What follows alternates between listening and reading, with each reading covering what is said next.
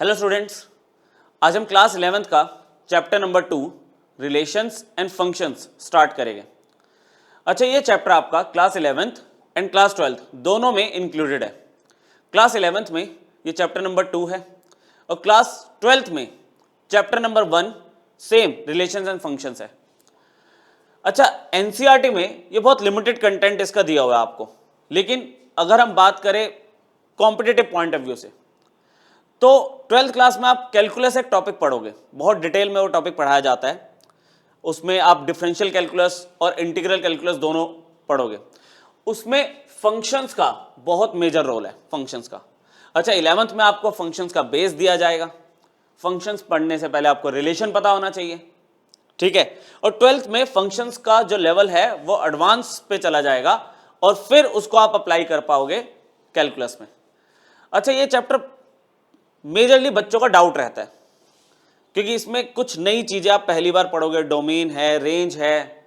लेकिन अगर आप इसको रेगुलर बेसिस पे, जब ये चैप्टर आपको पढ़ाया जा रहा है, रेगुलर बेसिस पे अगर आप प्रैक्टिस करोगे तो विद इन अ वीक ये पूरे साल भर के लिए चैप्टर प्रिपेयर हो जाता है, ठीक है। तो ज्यादा बातें ना करते हुए पॉइंट पे आते हैं, रिलेशन। अच्छा, आज की इंट्रोडक्टरी क्लास है, तो रिलेशन को पढ़ने से पहले आपको एक टर्म पता होनी चाहिए, ऑर्डर्ड पेयर। क्या होती है ऑर्डर्ड पेयर? ये ordered pair Cartesian product of two sets के अंदर यूज होती है। अच्छा, सेट हम डिस्कस कर चुके हैं, पहले चैप्टर में हम सेट पूरी तरह से डिस्कस कर चुके हैं। अब ऑर्डर्ड पेयर की बात आ रही है तो हम क्या करते थे, सेट के अंदर ना बच्चों ऐसे लिखते थे, हम लेते थे 1 2।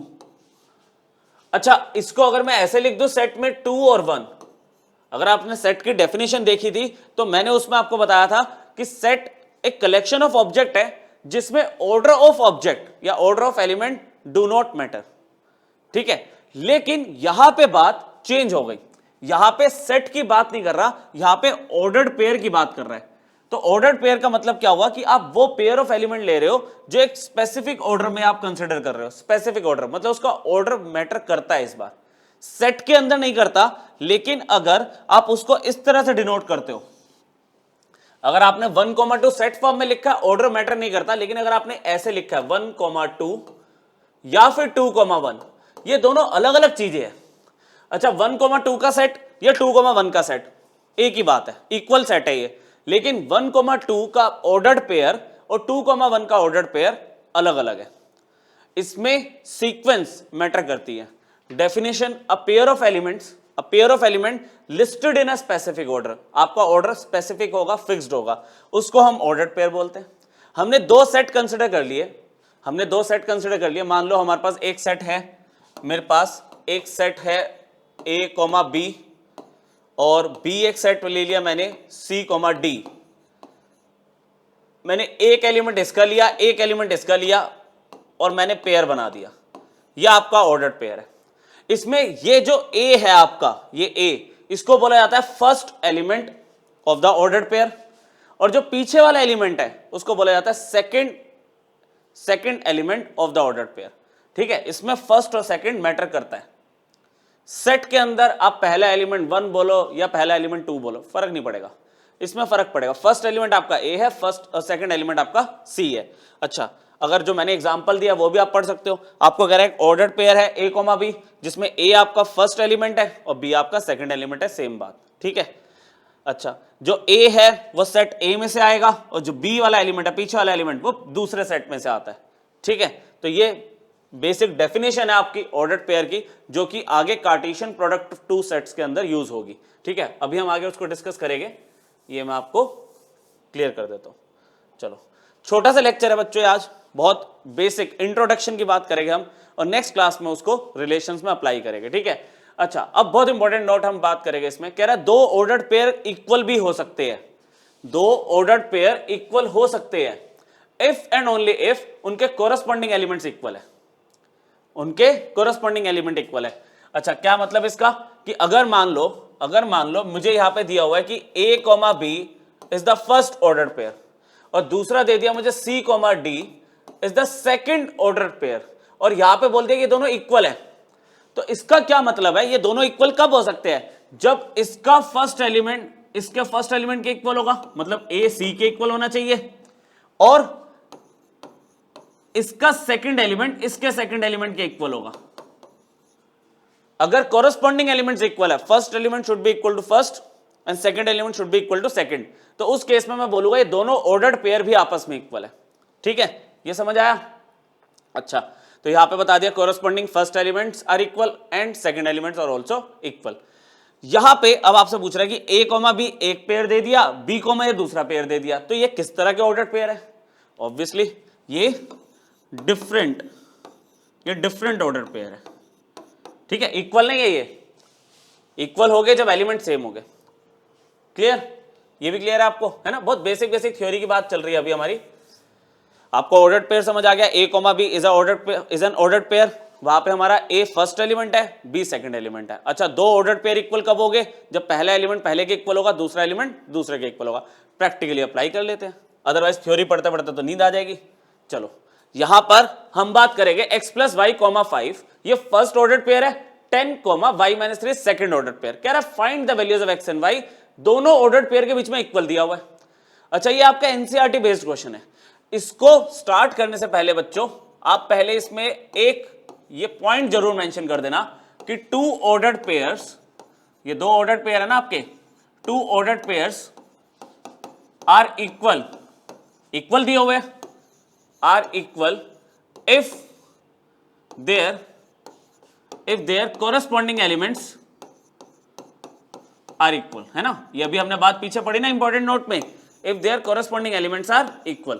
तो मेरे ख्याल से कुछ बच्चे तो इसको सॉल्व कर भी चुके हैं, एक मिनट लगा के हम भी सॉल्व कर लेते हैं। कॉरेस्पॉन्डिंग एलिमेंट इक्वल होने का मतलब ये जो पहला एलिमेंट है इस पहले एलिमेंट के इक्वल होगा, x plus y equal to 10 and second element will be equal to second element 5 is equal to y minus 3। बच्चों अगर हम ये भी ना सॉल्व कर पाए तो हम 11th में क्यों बैठे हैं? ये लो, तो y की वैल्यू आ गई 8 और y की वैल्यू अगर मैं यहां सब्स्टिट्यूट करता हूं तो x plus 8 equal to 10, x की वैल्यू आ गई 2। फाइनली x आपका 2 है और y आपका 8 है। क्लियर?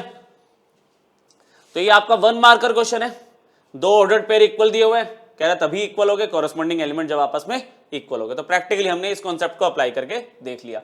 सिमिलरली क्वेश्चन नंबर 2 देख लो क्या आंसर आ रहा है, एलिमिनेशन लगा लोगे आप फटाफट से। इसमें भी आपको एक ऑर्डर्ड पेयर दूसरे ऑर्डर्ड पेयर के इक्वल दिया हुआ है, तो अगर इसको हम साफ सुथरा करें x plus y equal to 3 है, first element is equal to first element, second element x minus y will be equal to second element.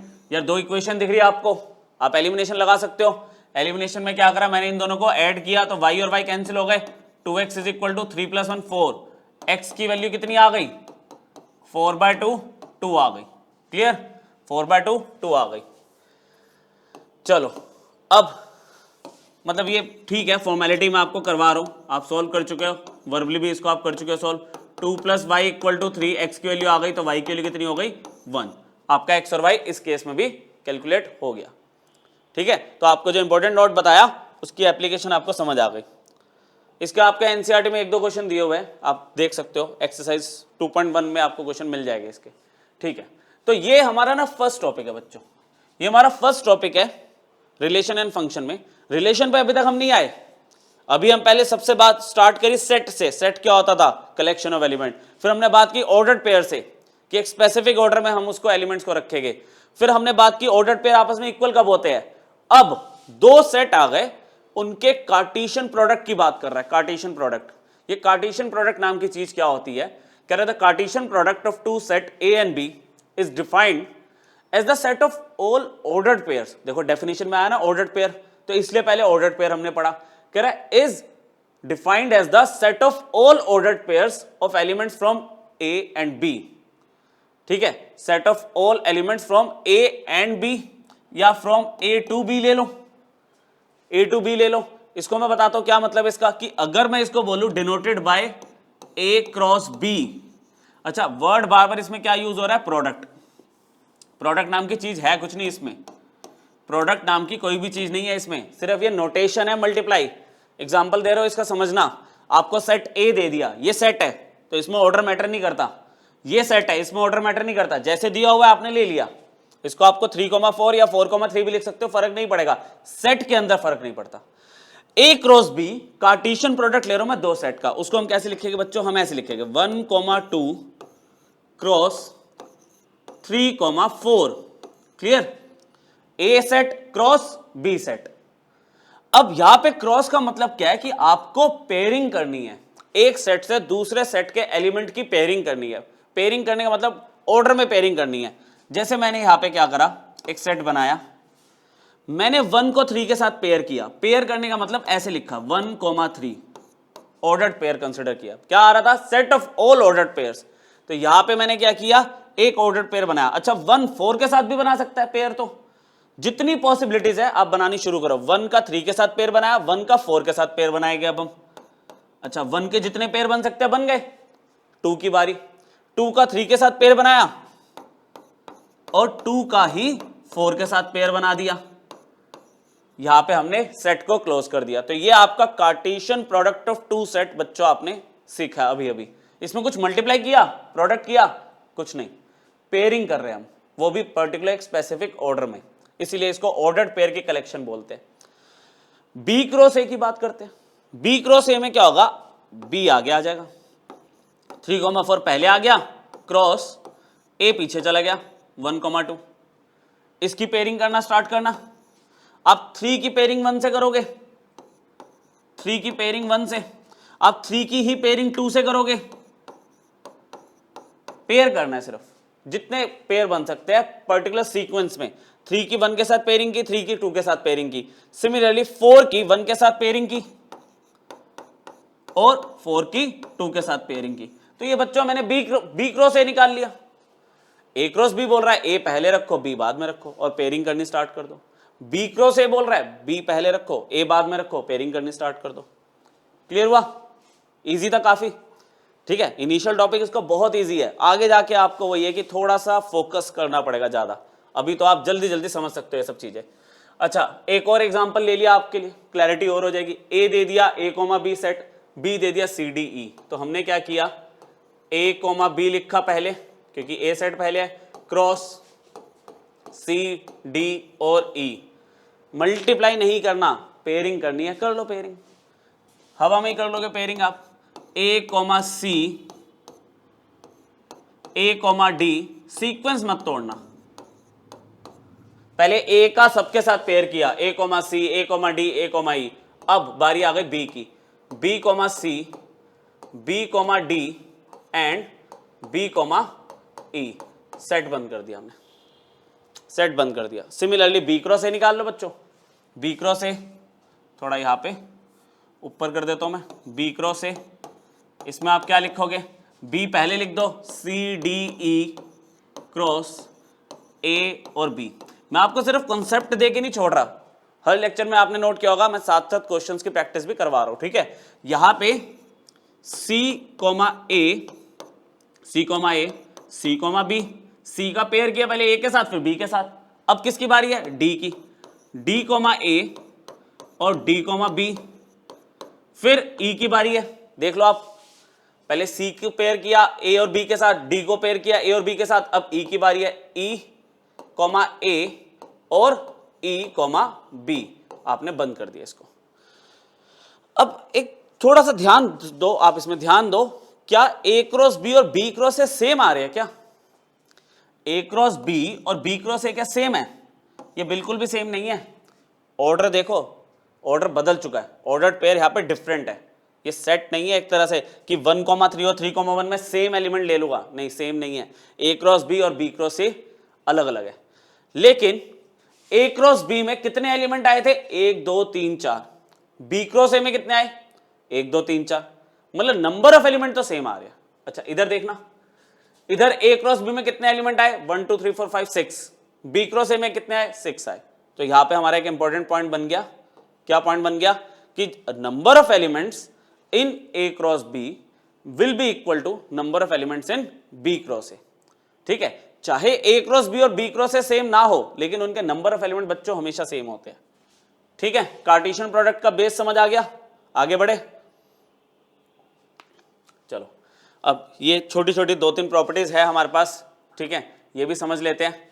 देखो अब मैं क्या कह रहा हूं यहां पे आपको कि मान लो मेरे पास ना सेट एक ए है, ध्यान से देखना, पहला पॉइंट आपको अपने आप समझ आ जाएगा, वो 1,2 दिया हुआ है, ये नॉन एम्प्टी सेट है। लेकिन मेरे पास एक बी सेट है, वो 5 है।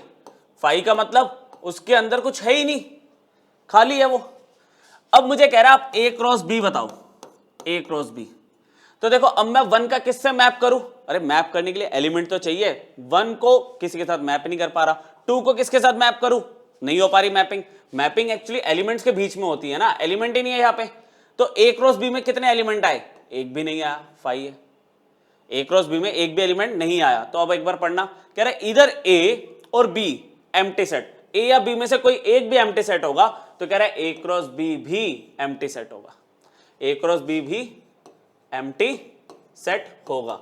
एनसीईआरटी में 1-2 क्वेश्चन है इस पे भी, ध्यान रखना। ए और बी में से कोई एक भी एम्प्टी सेट है तो उनका कार्टेशियन प्रोडक्ट भी एम्प्टी सेट होगा। रीजन, एलिमेंट ही नहीं है उस एक सेट में। मैपिंग किसके साथ की जाए, मैपिंग तो एलिमेंट्स के बीच में हो रही है ना, मैपिंग मतलब पेयरिंग। पेयरिंग, मैं 1 को किसके साथ पेयर करूं, पेयर को दूसरा वर्ड बोलते हैं मैपिंग। मैपिंग का तीसरा वर्ड है यहां पे कोरेस्पोंडेंस, कि 1 का किसके साथ कोरेस्पोंडेंस है। कोरेस्पोंडेंस मतलब पहला एलिमेंट का पहले से कोरेस्पोंडिंग होना था ना, तो वही बात है। आप पेयरिंग वर्ड यूज कर लो, मैपिंग वर्ड यूज कर लो, या कोरेस्पोंडेंस यूज कर लो, बात एक ही है, बात एक ही है। यहां पे कोई एलिमेंट होना चाहिए फॉर ऑल 3, ठीक है। कुछ भी नहीं है तो ए क्रॉस बी भी 5 होगा। तो ये पॉइंट आपको क्लियर हो गया। अच्छा, कार्टेशियन प्रोडक्ट की बहुत ही सिंपल सी 4 प्रॉपर्टीज है बच्चों, पढ़ते ही समझ आ रही है। कैसे, कह रहा है ए क्रॉस बी और बी क्रॉस ए जरूरी नहीं है कि इक्वल हो। पीछे एग्जांपल देख लिया, इक्वल थोड़ी आ रहे थे, वो इक्वल थोड़ी थे, ये पेयर अलग अलग थे ना। तो ए क्रॉस बी और बी क्रॉस ए कह रहा है जरूरी नहीं है इक्वल हो गए, लेकिन कह रहा है एक पॉसिबिलिटी में इक्वल हो सकते हैं। ए क्रॉस बी और बी क्रॉस ए इक्वल हो सकते हैं अगर ए और बी आपस में इक्वल सेट हो। करे, एक बार करके देखें। देखो जैसे कि ए आपको दे दिया 1,2, कह रहा बी भी आपके पास 1,2 है बच्चों। अब तुम ए क्रॉस बी निकालो, ध्यान से देखना, ए क्रॉस बी निकालो, ऐसे करने की जरूरत है नहीं, आप समझ गए मेरे ख्याल से। तो आप लिखोगे 1,2 क्रॉस 1,2, और अगर आप बी क्रॉस ए लोगे भाई तब भी तो ये सेम ही आ रहा है। तो अगर आप मैपिंग या पेयरिंग करोगे तो उसमें कोई फर्क थोड़ी पड़ेगा। ये देखो ना, ये तो सेम ही है, तो इसमें मैपिंग पेयरिंग कोरेस्पोंडेंस सेम आएगा। तो अगर सेट इक्वल है तो हाँ, ये क्रॉस प्रोडक्ट जो है आपका, कार्टेशियन प्रोडक्ट जो है ए क्रॉस बी या बी क्रॉस है, वो सेम आ जाएगा। ठीक है, क्लियर। थर्ड वाला प्रॉपर्टी काफी इंपॉर्टेंट है, काफी इंपॉर्टेंट है। कह रहा है ए और बी का यूनियन 5 है, तो ए क्रॉस बी क्या होगा, ए और बी का यूनियन 5 है। यूनियन क्या था, टोटल ऑफ द 2 सेट। मतलब अगर मैं ए और बी 2 सेट का टोटल करता हूं और मुझे 5 मिल रहा है, मतलब कुछ मिल ही नहीं रहा, ये कब हो सकता है, ये कब हो सकता है। कह रहा है ए खाली है, बी भी खाली है, कुछ है ही नहीं, तो इनका टोटल क्या होगा, खाली, एम्प्टी सेट। अच्छा, कोई एक एलिमेंट भी इसमें आ गया, मान लो ए या बी में से किसी में भी, किसी एक में भी अगर एक भी एलिमेंट आ गया, तो ए यूनियन बी कभी 5 होगा ही नहीं। यूनियन का मतलब होता है टोटल ऑफ द 2 सेट्स, है ना। तो वहां पे अगर कोई एक भी नॉन एम्प्टी सेट है तो आपका ए यूनियन बी कभी 5 नहीं होगा। अभी ये ए यूनियन बी अगर 5 दिया हुआ है, इसका मतलब ए भी एम्प्टी सेट है और बी भी एम्प्टी सेट है। अभी तो ऊपर मैंने क्या लिखा है, दोनों में से कोई एक भी एम्प्टी सेट होगा बच्चों, तो क्रॉस, ये जो हमारा कार्टेशियन प्रोडक्ट है वो 5 होगा। यहां तो दोनों ही 5 है, ए भी 5 दिख रहा है मुझे, बी भी 5 दिख रहा है, तो ए क्रॉस बी क्या होगा, 5। क्लियर, ठीक है। अच्छा, लास्ट प्रॉपर्टीज की, कह रहा है number of elements in A cross B. मैं इसको क्रॉस बोलता रहता हूं, मतलब यही है कि कार्टेशियन प्रोडक्ट है 2 सेट्स का। Number of elements in A cross B कह रहा कितना होगा, कह रहा number of elements in A multiplied by number of elements in B. पीछे वेरीफाई कर लो, ए में कितने एलिमेंट थे, 2, बी में कितने थे, 3। ए क्रॉस बी में कितने आ रहे थे, 2 × 3 6 आ रहे थे। ए में कितने एलिमेंट थे, 2, बी में कितने थे, 2। ए क्रॉस बी में कितने आए थे, 4 आए थे, मल्टीप्लाई करके। ठीक है, मल्टीप्लाई करके किसको, मतलब n A, number of elements in A multiplied by number of elements in B will give you number of elements in A cross B, ठीक है, ये पॉइंट आपका यहाँ पे वेरीफाई हो रहा है, ठीक है। तो मैं हटा देता हूँ क्योंकि जब आप ये स्क्रीन देखोगे 4th पेज तो आप कंफ्यूज हो जाओगे। 5th पे ये प्रॉपर्टी आपको मैंने दे दी। अच्छा, इसके भी प्रैक्टिकल अप्लाई करके देख लेते हैं क्वेश्चंस कुछ, ये लो इसको भी करके देख लेते हैं। अब 2-4 अच्छे क्वेश्चन देख लेते हैं जिससे हमारी जो प्रॉपर्टीज हमने पढ़ी है, कॉन्सेप्ट पढ़े हैं, वो क्लियर हो जाए। चलो, ए सेट दिया हुआ 1 2 3 और बी दिया हुआ एम और एन, कह रहा है ए क्रॉस बी निकालो, बी क्रॉस ए निकालो। वैसे किया है ऐसा सिमिलर क्वेश्चन अभी हमने कर लिया ना, प्रैक्टिस हो जाएगी, कर लेते हैं। ए दिया हुआ है 1 2 3 और बी दिया हुआ है एम और एन, कह रहा आप ए क्रॉस बी निकालो। ए क्रॉस बी कैसे निकालेंगे? 1 2 3 क्रॉस एम और एन, सीक्वेंस सेम रखी, पेयरिंग करना स्टार्ट करना, 1 का पेयर एम के साथ, 1 का पेयर एन के साथ, सिमिलरली 2 का पेयर एम के साथ, 2 का पेयर एन के साथ, ठीक है। यहां पे 2 का पेयर मैंने एन के साथ कर दिया। अब किसकी बारी आ गई? 1 की पेयरिंग कंप्लीट हो गई, 2 की पेयरिंग कंप्लीट हो गई, 3 की पेयरिंग, 3 की पेयरिंग एम के साथ और 3 की पेयरिंग एन के साथ, लो complete, A cross B, B cross A. अब बी पहले लिख लोगे, एम कॉमा एन पहले लिख दिया और 1 2 3 आपने पीछे लिख दिया। पेयरिंग करनी स्टार्ट करो, एम की पेयरिंग पहले 1 के साथ, फिर एम की पेयरिंग 2 के साथ, एम की पेयरिंग 3 के साथ, पेयरिंग बोल रहा हूं मैं यहाँ पे, ठीक है। फिर एन की पेयरिंग 1 के साथ, सिमिलरली एन को 2 के साथ, एन को 3 के साथ। सोना मत, खुद भी कर सकते थे ये। ए क्रॉस बी और बी क्रॉस ए क्या सेम है? अरे भाई कैसे सेम है? ऑर्डर देखो ना, सेम थोड़ी है। सेम तो तभी हो सकता था जब ए और बी दोनों इक्वल सेट होते, पहले दिख रहा अनइक्वल है, सेम होने नहीं था ये, ठीक है। क्लियर हो गया? चलो ये देखते हैं, ये आपका एनसीईआरटी में 2.1 में मतलब समवट 9th या 10th क्वेश्चन है, देखना अच्छा क्वेश्चन है, कई बार एग्जाम में आ जाता है सिंपल। आपको ए दिया हुआ है, ए दिया हुआ है -1,1 और आपसे कह रहा है ए क्रॉस ए।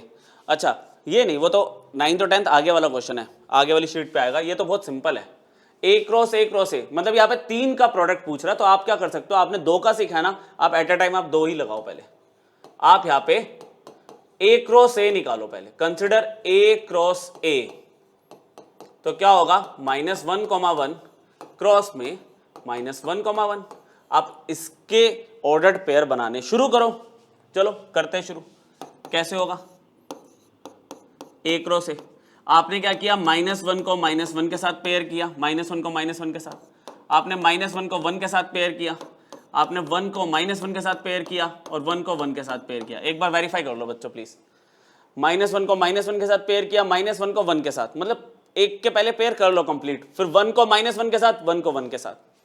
अब आपको कह रहा है ए क्रॉस ए निकालना है आपको, 3 का प्रोडक्ट बताना है, कार्टेशियन प्रोडक्ट। तो आप क्या करोगे बच्चों, -1,1 पकड़ो, मतलब आपने ये सेट पकड़ा और इसकी वैल्यू तो आप निकाल चुके हो, ए क्रॉस ए तो आपके पास है, तो आपने इसको एज इट इज कॉपी करना शुरू किया, -1,1 1, -1, बस प्लस माइनस का कुछ गलत मत करना, मतलब इतनी इजी चीज भी क्यों गलत करोगे, बहुत ध्यान से पेयरिंग करके कंप्लीट कर दो। अच्छा एलिमेंट आने कितने हैं?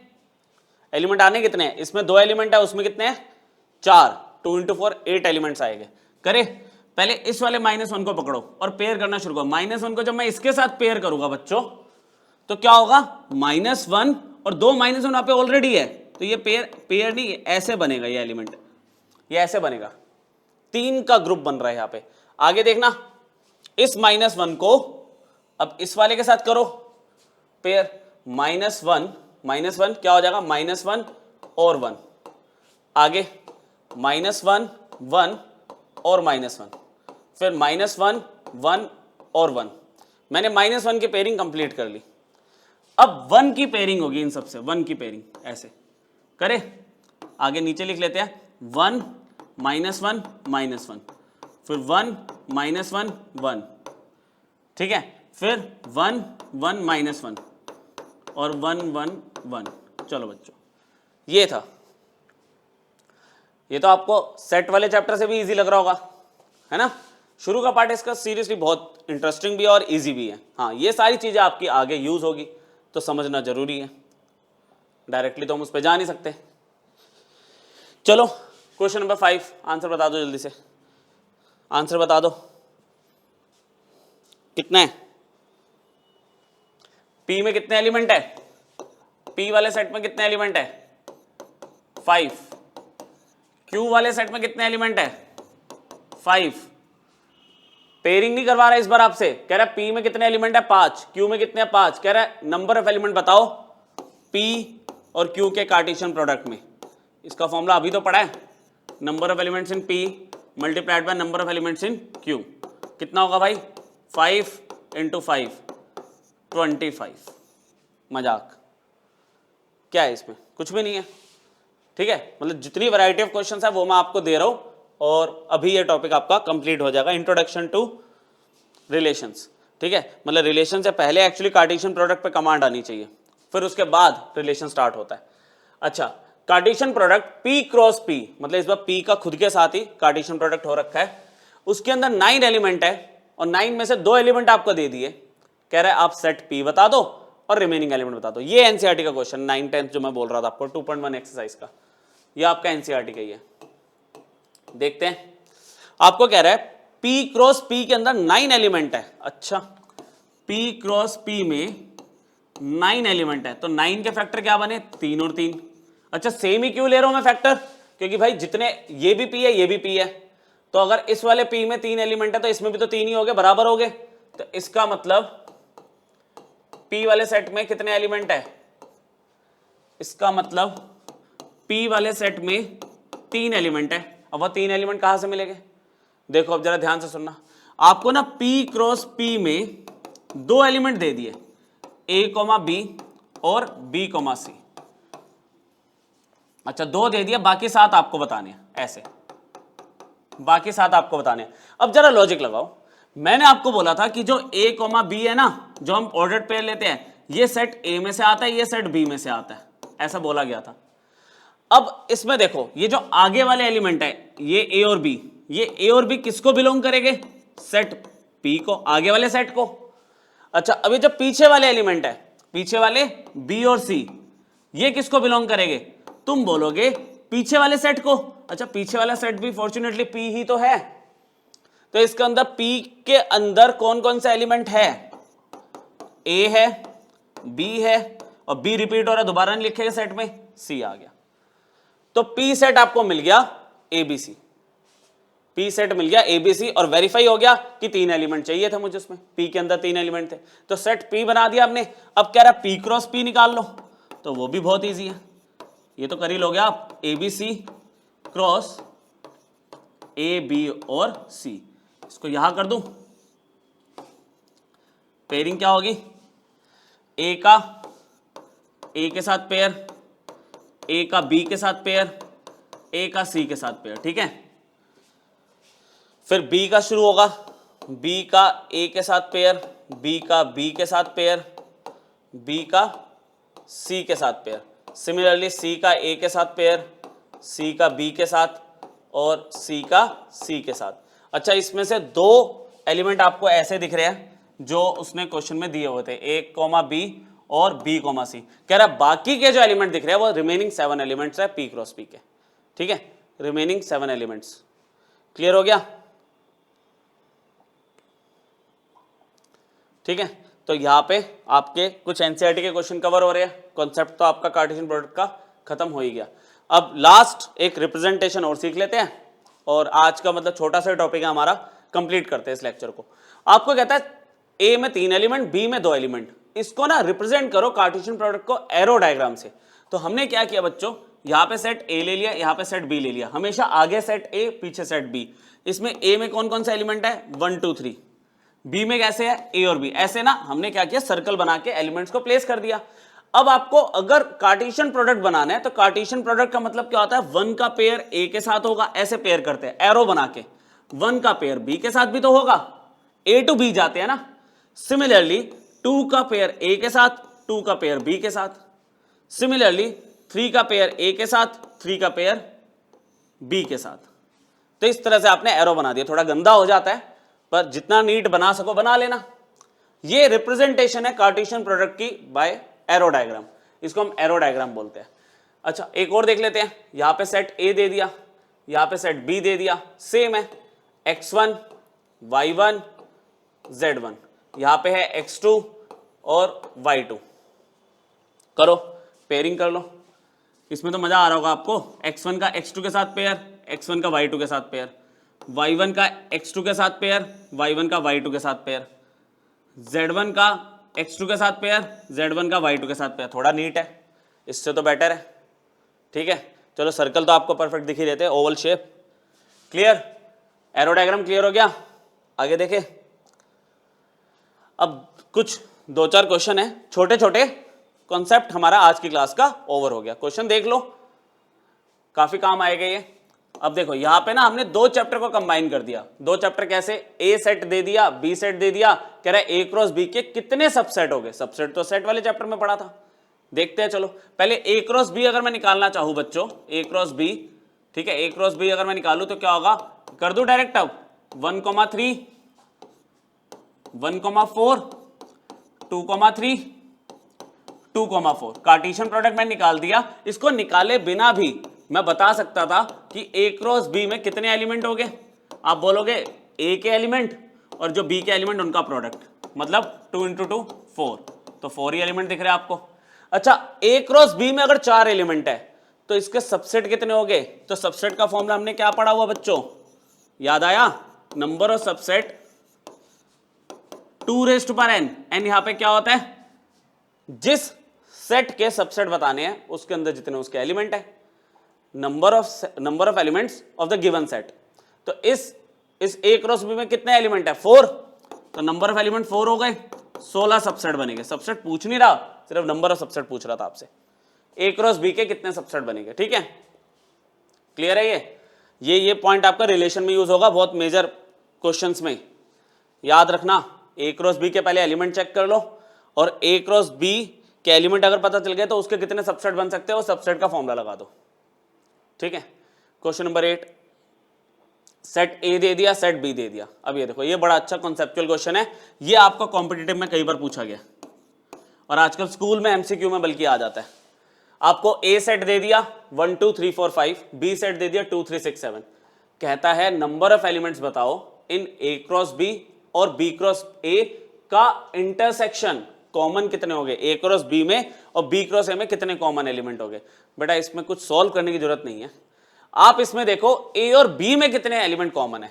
आप सिंपली ये देख लो ए और बी में कितने एलिमेंट कॉमन है, ए और बी में कितने हैं, 2 और 3, बस 2 एलिमेंट कॉमन है, 2 एलिमेंट कॉमन है। तो इसका मैं आपको बता देता हूं, A cross B intersection B cross A, अगर इनका नंबर निकालना हो ना आपको कि ए क्रॉस बी का कार्टेशियन प्रोडक्ट निकालोगे, अगर निकालने बैठ गए तो कितने आ रहे हैं एलिमेंट, पता 20 आ रहे हैं, 5 इसके 4 एलिमेंट इसके, तो अगर क्रॉस करोगे तो 20 एलिमेंट्स इसके आएंगे। बी क्रॉस ए के निकालोगे 20 एलिमेंट उसके आएंगे, उसमें देखना कितने कॉमन है। तो इसको देखने का सबसे बढ़िया तरीका क्या है, आप एन इंटरसेक्शन बी जो आपने निकाला ना उसका स्क्वायर ले लो, बस उसका स्क्वायर ले लो, शॉर्टकट है। कॉमन एलिमेंट, जो एलिमेंट कॉमन है उन्हीं के तो ऑर्डर्ड पेयर सेम आएंगे, तो क्या होगा 2 का स्क्वायर 4। ठीक है, तो ये सी पार्ट आपका आंसर है। क्या बोला मैंने, ए क्रॉस बी और बी क्रॉस ए के अंदर कितने कॉमन एलिमेंट है, वो आप ए और बी के जो कॉमन एलिमेंट है उनका स्क्वायर ले लो। ठीक है, चलो लास्ट पेज है बच्चों, छोटे छोटे 3 क्वेश्चन है, छोटे छोटे 3 क्वेश्चन है। ए क्रॉस बी दे दिया, सेट ए सेट बी पूछा। अभी तो बात की थी हमने, ऐसे क्वेश्चन में किया तो था। आपको कह रहा है सेट ए आगे वाला सेट है, तो इसके जो आगे वाले एलिमेंट है वो किस में से आएंगे, इस सेट ए में से। तो सेट ए आपको क्या दिख रहा है, आपने आगे वाला एलिमेंट ए लिया, फिर बी लिया, अच्छा फिर ए रिपीट हो रहा है, बी रिपीट हो रहा है, ए बी रिपीट हो रहा है, रिपीटिशन हम सेट में करते नहीं है। तो सेट ए तो इतना सही है, छोटा सा सेट ए 2 एलिमेंट्स वाला। सेट बी पीछे है, तो पीछे वाले एलिमेंट कहाँ के हो गए, सेट बी के हो गए। तो ये क्या हो गया 1 3, मतलब 1 लिखा, 3 लिखा, और भी है कोई, हाँ 2 भी तो है। अच्छा रिपीट हम करते नहीं है। अच्छा सेट में ऑर्डर कुछ भी हो सकता है, ये तो सेट बना के दे रहा हूं ना मैं इसमें, तो इसमें 1 पहले लिखूँ, 2 पहले लिखूँ, 3 पहले लिखूँ, कोई फर्क नहीं पड़ता। ठीक है, तो ये भी क्लियर हो गया। आपको जब कार्टेशियन प्रोडक्ट दिया हुआ है तो वापस सेट कैसे ऑब्टेन करना है, आप आगे वाले एलिमेंट सेट ए को दे दो, पीछे वाले एलिमेंट सेट बी को दे दो, रिपीट मत करना बस एलिमेंट्स को। अच्छा ये देखो कितना इजी क्वेश्चन है, ये कितना इजी क्वेश्चन है। ए क्रॉस बी दे दिया आपको, कार्टेशियन प्रोडक्ट दे दिया, ऑलमोस्ट सेम ही उठा लिया हमने लगभग। कह रहा बी क्रॉस ए निकालो, बी क्रॉस ए। अच्छा एक तरीका तो इसमें ये है कि तुम पहले सेट ए ढूंढो, सेट ए ढूंढो, सेट बी ढूंढो और फिर उल्टा कार्टेशियन प्रोडक्ट कर दो। दूसरा जो बेस्ट तरीका है, कह रहा है तुम एलिमेंट्स का इनवर्स ले लो। इनवर्स कैसे लेते हैं बच्चों, मैं 1, ए ले लूंगा, यहां पे a, 1 था ना, इसको उल्टा कर दिया, इन्वर्ट कर दिया, a, 2 को कर दिया 2, a। हर एक एलिमेंट को उल्टा कर दो, 3, a, 1, b, 2, b, 3, b। चलो ये भी मजाक था, इजी है ना। a क्रॉस b से अगर b क्रॉस a पे आना तो हर एक एलिमेंट का आप इनवर्स ले लो। इनवर्स मतलब इंटरचेंज कर दो एलिमेंट को आगे पीछे। ठीक, क्लियर हुआ आज का कॉन्सेप्ट। लास्ट क्वेश्चन है, लास्ट क्वेश्चन देखो बच्चों। सेट ए दिया हुआ है, ए क्रॉस बी के अंदर कितने एलिमेंट है वो दिया हुआ है। कह रहा बी के एलिमेंट आप बता दो। तो ए में कितने एलिमेंट है बच्चों, 4। ए क्रॉस बी में कितने हैं, 12। फॉर्मूला पढ़ा है इसका आज, आप बोलोगे एन ए क्रॉस बी कितना होता है बच्चों, n of A into n of B. मतलब ए क्रॉस बी में जो नंबर ऑफ एलिमेंट होते हैं वो number of elements in set A multiplied by number of elements in set B. इसकी वैल्यू 12 है, ए की हमने 4 अभी देख के बता दी। तो भाई बी में क्या होगा, 3 एलिमेंट है।